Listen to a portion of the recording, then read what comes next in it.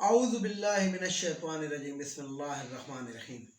Viewers السلام علیکم۔ Viewers میں ہوں آپ کا میزبان سید احمد سمیع اور آپ دیکھ رہے ہیں سید احمد سمیع یوٹیوب چینل راولپنڈی اسلام آباد سے۔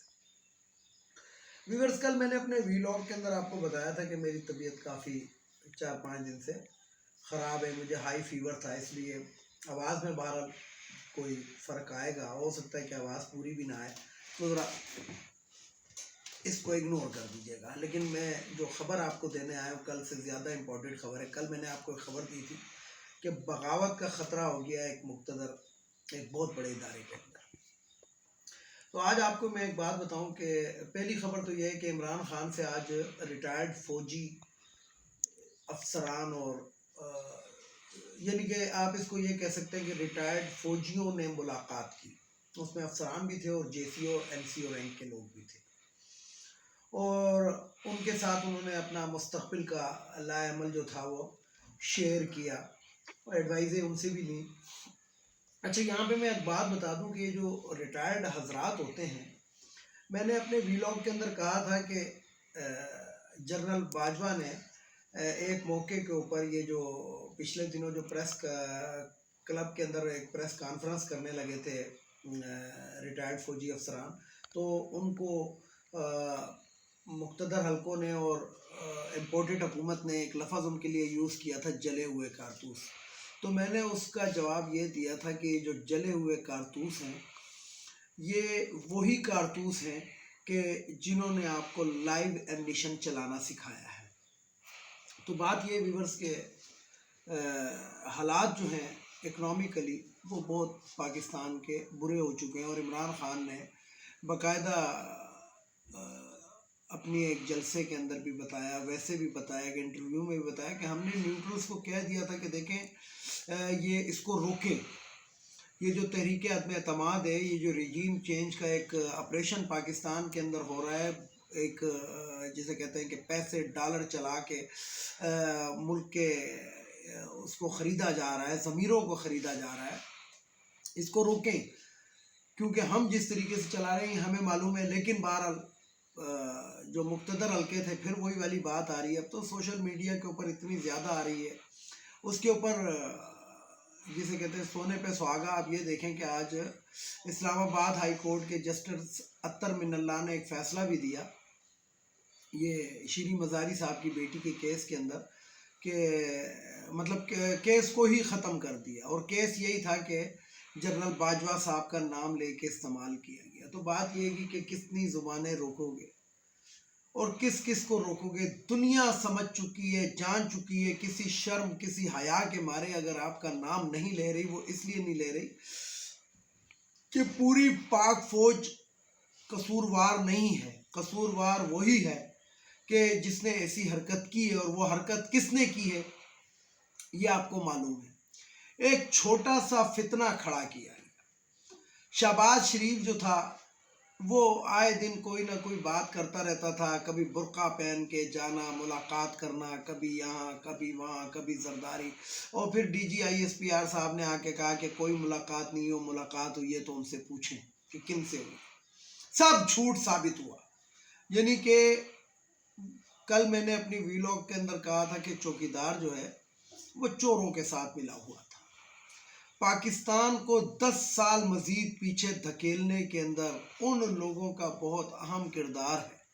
اس میں بھلے وہ ججز ہیں جو رات کو جنہوں نے عدالتیں کسی کے کہنے پہ لگائیں یا خود لگائیں یہ مجھے نہیں معلوم، لیکن جو لگ رہا ہے وہ یہی لگ رہا ہے کہ جو اس پاکستان کا طاقتور حلقہ ہے اسی نے وہ سب کچھ کیا۔ کیونکہ ہم ارشد شریف نے بھی ایک ویلاگ کے اندر ایک سوال پوچھا تھا، اور میں نے بھی ایک سوال پوچھا تھا۔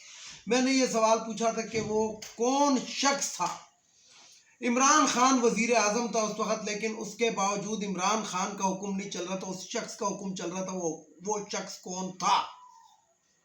جس کا جواب کہیں سے مل نہیں رہا، اور جب جواب نہ ملے تو سمجھ جائیں کہ وہ کون ہوتا ہے۔ وہ وہی ہوتا ہے جس کی سلیم صحافی دکھاتا ہے کہ لاسٹ بال، جو کہتے ہیں کہ مجھے ٹی وی پہ مت دکھائیے گا، مجھے کسی میڈیا پہ مت دکھائیے گا، یہ پھر وہی ہوتے ہیں۔ اور کس کے کہنے پہ کر رہے ہوتے ہیں؟ اپنے آقا کے کہنے پہ کر رہے ہوتے ہیں۔ اب ان کا ضمیر بکا ہے یا ان کی جیب بکی ہے یہ میں نہیں کہہ سکتا، اس لیے کہ ثبوت نہیں ہے، لیکن حقائق جو بتاتے ہیں. دیکھیں جو وکیل جو ہوتا ہے، جو مقدمہ لڑ رہا ہوتا ہے، اگر آنےسٹ وکیل ہے تو اس کے پاس بھی چشمدید گواہ تو وہ نہیں ہوتا، لیکن وہ حقائق رکھتا ہے عدالت کے سامنے. تو ہمارا بھی کام ہے کہ ہم اپنے عوام کے سامنے سچی بات اور حقائق رکھیں، تو فیصلہ عوام نے خود کرنا ہوتا ہے. تو بات یہ ہے کہ اتنا بڑا یہ ریزیوم کا آپریشن ہوا. اس سے پہلے آپ کو یاد ہوگا کہ جب اسلامی کانفرنس پاکستان میں ہونے لگی تھی تو بلاول بھٹو نے ایک تقریر کے اندر ایک بات کی تھی، ایک دھمکی دی تھی کہ پھر یہ اسلامی کانفرنس کر کے دکھاؤ، یعنی کہ اس حد تک آ چکے تھے. پھر ان کو شٹ اپ کال کی گئی کہ ابھی بھانڈا مت پھوڑو، جو ہو رہا ہے ہونے دو. تو بات یہ ہے کہ خیر بلاول بھٹو کی تو مثال ایسی ہے اس حکومت کے اندر کہ جیسے شادی کے اندر خسرگی ہوتی ہے، اور اس سے زیادہ اس کی کیا حیثیت. نون لیگ کے مختار اسماعیل صاحب جو ہیں یہ وہ بحث قسم کا شخص ہے کہ جو مہنگائی کا اعلان ایک پریس کانفرنس کے اندر ٹی وی کے اوپر بیٹھ کے کرتا ہے اور اس کے بعد قہقہ لگاتا ہے. اس عوام کو چڑھانے کے لیے وہ قہقہ لگتا ہے جو یہ عوام سمجھ نہیں رہی ہے. اس قہقہ کا مطلب یہی تھا کہ ہم نے جو کرنا ہے ہم کر رہے ہیں، آپ کیا کر لیں. NRO2 کس طریقے سے اس حکومت نے پیش کیا، اور وہ لوگ خاموش بیٹھے رہے جو اپنے آپ کو ایماندار کہتے ہیں، یعنی کہ یہ ججز اپنے آپ کو ایماندار کہتے ہیں، یہ جرنیلز اپنے آپ کو ایماندار کہتے ہیں. تو ان کے سامنے اتنی بڑی بے ایمانی کیسے ہو گئی اور انہوں نے کیسے ہونے دی؟ سب سے بڑا سوال یہی ہے. سب سے بڑا سوال یہی ہے کہ آپ کہتے ہیں کہ جناب آپ یہ کہتے ہیں کہ ملک پاکستان وہ عمران خان کی حکومت کی ناقص کارکردگی تھی، مہنگائی بڑھ رہی تھی، فلانا ہو رہا تھا، ڈمکانا ہو رہا تھا. تو ابھی یہ جو ڈالر کا ریٹ جو جا رہا ہے، کیا یہ مہنگائی میں نہیں آتا؟ یہ مہنگائی میں نہیں آتا. یہ جو پاکستان کے اندر جو اس شدید ترین معاشی بحران ہے، کیا یہ مہنگائی کے اندر اس میں نہیں آتا؟ پاکستان کے اندر آپ اس ٹائم صرف اور صرف کھانے پینے کی اشیاء کے اندر آٹا، چینی، گھی اور چاول کی قیمت دیکھیں. شہباز شریف صاحب اعلان کر رہے ہیں 2000 روپے دیں گے.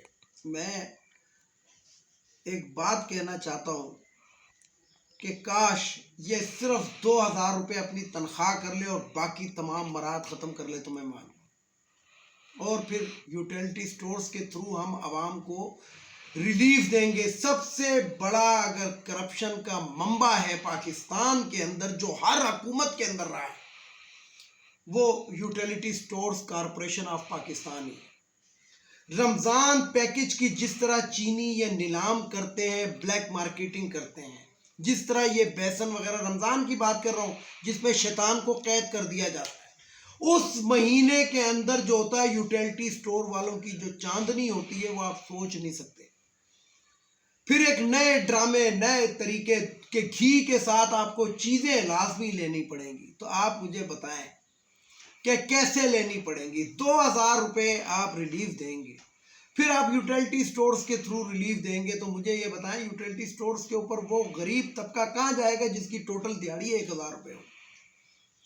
وہ گھی کے ساتھ مزید راشن کیسے لے گا یہ بتائیں.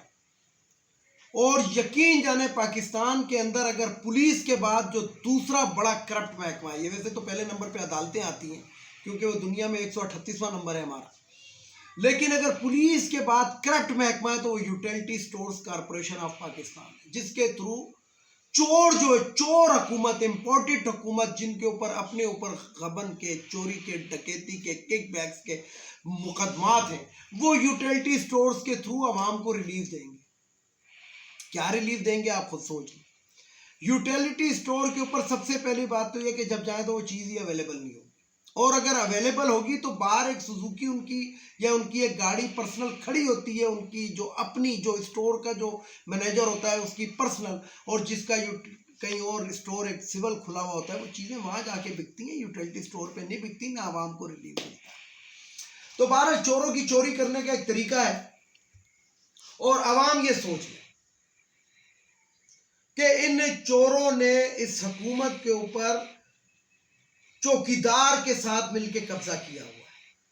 عوام ان کے بے شک خلاف ہیں، لیکن جو چوکیدار ہے وہ ان کے ساتھ ملا ہوا ہے، اور جو چوکیدار ہے وہ ان کو ہٹانا اس لیے نہیں چاہتا کہ اگر ان کو ہٹا دیا تو شاید چوکیدار کی گردن نہ پڑے۔